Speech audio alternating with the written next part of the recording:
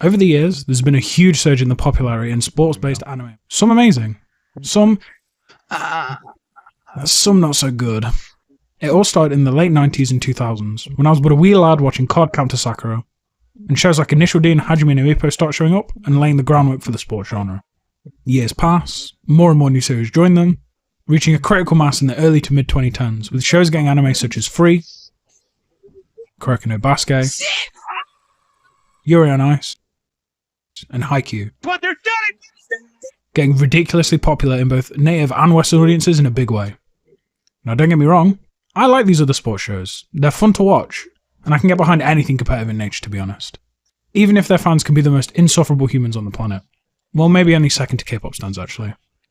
But one that's always stood head and shoulders above the rest in my eyes is Pong the Animation. Pong is an original manga by author Taiyu Matsumoto, and its anime is directed by Masaki Yuasa, who you probably know from other works such as The Tatami Galaxy, Isaac-kun, and Devilman Crybaby. It follows the story of two friends, Makoto Smile Tsukimoto and Hoshino Peko Yutaka, and their experiences playing ping pong in high school. Along with a wide cast of interesting, deep supporting characters from other schools, we see how they grow and change not only as players and competitors, but as people too. All of these great characters and stories are backed up by such an interesting and experimental art style, and my favourite original soundtrack in all of anime. All of that put together is what really gets me with the show and why it's so different from other sports anime. Now, what makes it so different from other sports anime? I'm gonna get to that, man. Fucking chill out, yeah? Something that stands out to me in comparison to other sports anime, though, is that the show doesn't really treat you like a little baby dumbass. I'll explain what I mean by that. In 99% of sports anime, you're following a character finding the sport and learning more about it and growing from being a beginner. This way, the show can not only let you grow to like the characters over time, but also learn the sport with them. Because of this, everything is explained in baby terms as you would to a beginner in a sport, but Ping Pong leapfrogs this whole situation. By the time you meet Ping Pong's cast, they've all been playing for years, some of their whole lives, so they wouldn't talk about the game in a dumbed down way like that a beginner would. It allows the characters to talk like actual humans who use terms and technicalities of the sport they've spent their lives playing. I'm not saying the formal way sports anime handle this as a bad thing. It's good, and it's a way to let you grow to like the characters and learn stuff about the sport. It's more that Ping Pong handles it differently, and it feels fresh to me, and I really like that. If you're interested in what they speak about, you can go look it up and actively learn about the sport. With that, I feel like it gives these characters a much more grounded and human feel to them. But this isn't the only way Ping Pong strays from the norm of sports anime.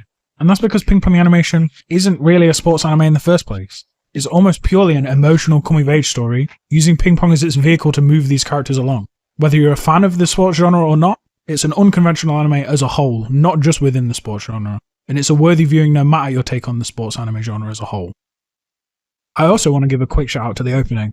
That shit fucking slaps. The song is an absolute banger, and the art for it is sick, so kudos on that. At this point, I'm going to start straight into slight spoiler territory. We're going to break down some of my favourite parts of the show, so if you haven't watched it, but this much has got you interested, please just go watch it and then come back. Then you can see if you agree with what I have to say after here. If you want to hear why I like the show so much, or my conclusion on it, go to the timestamp on the screen now and there won't be any spoilers there. Or just say I'm a fucking dumbass or some shit, I don't fucking know. So back to what's so weird about this anime, and we'll start with the art and animation. This is normally where I see the first complaints about not wanting to watch this show. I mean, yeah, the art style is kind of different from other anime, and it's a bit jarring to start with, I'll give you that much. But it suits the show so well, and it just looks amazing. The watercolour painted backgrounds give it an almost intimate, homely feel, makes me feel all warm and cozy inside.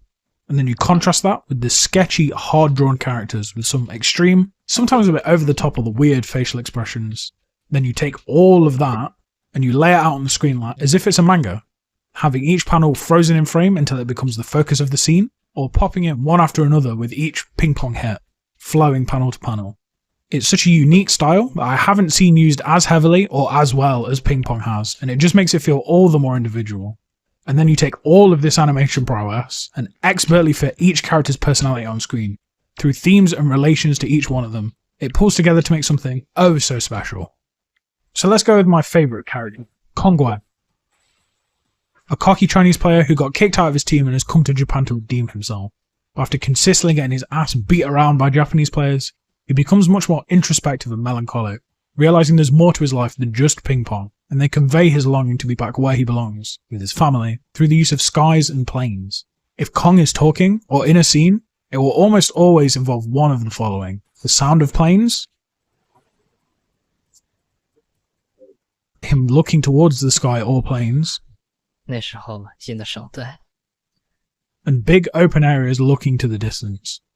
And the payoff, finally seeing Kong relieved when he decides he's done enough and will return to China, is so satisfying. After seeing him long to be home since the show began in episode 1, it makes me feel all warm and happy for him.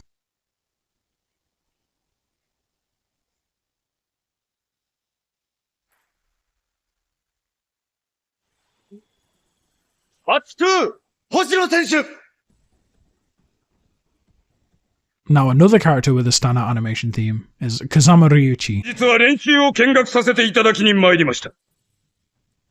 the quiet, secluded, reigning champion of Japanese ping pong, who carries the weight of his school, his family, on his shoulders every day, and you can see that weight take its toll through his animation.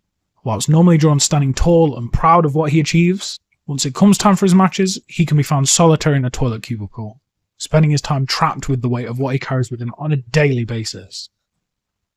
But get him in front of a ping pong table, and he transforms into a terrifying purple dragon of ping pong, every strike coated in the purple lightning spat straight from the dragon's mouth, dominating the table like the ruler of Japanese ping pong he is, animated as he engulfs the table as a larger-than-life being, full of confidence and pride, and you can see that fear being driven into his opponents in these moments.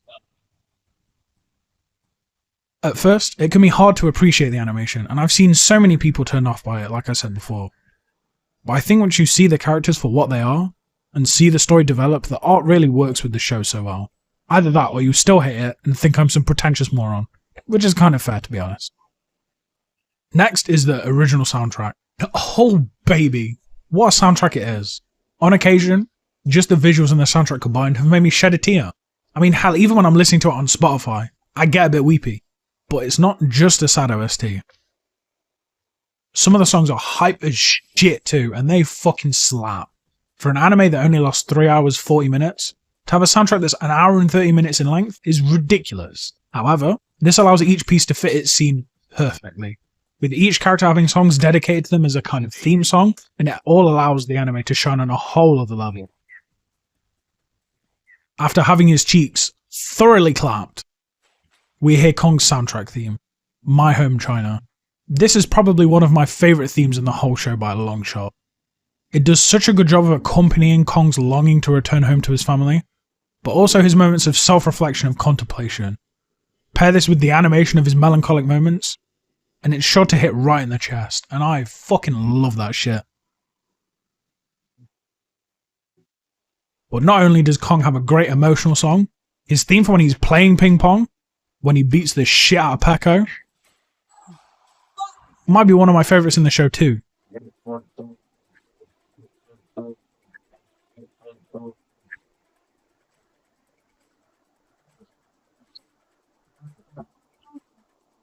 Now when it comes to our dynamic duo, Smile and Peko, music plays a huge part in their story. Not only do they have 6 songs, for like when Smile's playing you hear 4 eyes attacks. I'm getting... 行くよ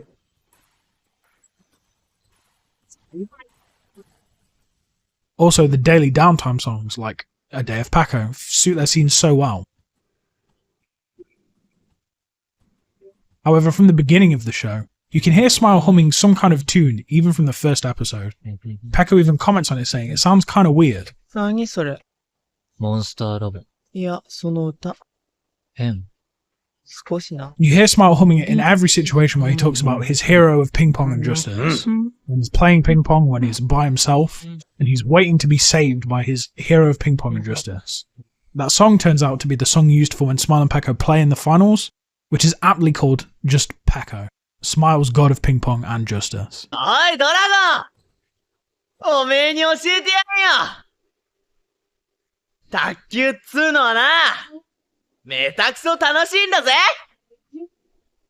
ほいら飛べるピカピカ見えるピンピン動くインパルス走る永久記憶不滅飛ばす反応反射音速 And it's not just main character themes. Songs dotted throughout the show are just amazing. you've got Butterfly Joe for the old ping pong teacher Joe Koizumi. Or during the whole Christmas scene, there's Sweet Pain playing, which still brings a tear to my eye just by listening. It's absolutely beautiful, and it fits the mood of the scene so well. There is a point that always sends shivers up my spine though without fail.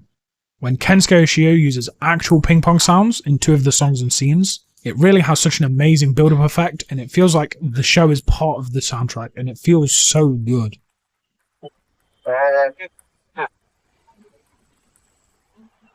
Ushio has already shown himself to be a brilliant composer, with other anime sporting a soundtrack such as A Silent Voice, Liz and the Bluebird, and Space Dandy. So it's unsurprising to me that he knocked this one out of the park, but this is probably his best work of the lot. I hear you asking again, "Oh, you British prick, why do you like this ugly sports anime so much anyway?" Well, first, fuck you. Second of all, it's a lot of things, so I'll see if I can condense it down here. One thing that rings through from me from the anime is the love of competition improvement. As someone who always enjoys something competitive, whether it's fighting games, My goodness. first-person shooters, speedrunning, or sports, I feel the growth of these characters go through is very relatable for me, and I think that could be true for anyone who has tried to be at least competent at something in their lives. If that person is you, this anime probably has something in it for you, as well as the fact that if you couldn't tell from the above, I adore the characters, the art style, and the soundtrack that go with it. Even after rewatching it in one sitting, like a filthy degenerate for this video, I really struggle to find anything I don't like about it, and if anything, I learn more and find more to love every time I rewatch it. So what do I conclude from this? I don't know, what do you want from me? It's a video about anime, not a dissertation. All I ask is you look past the art style and really give the show a try. It's genuinely worth it. If you do, come back and let me know what you think. Peace.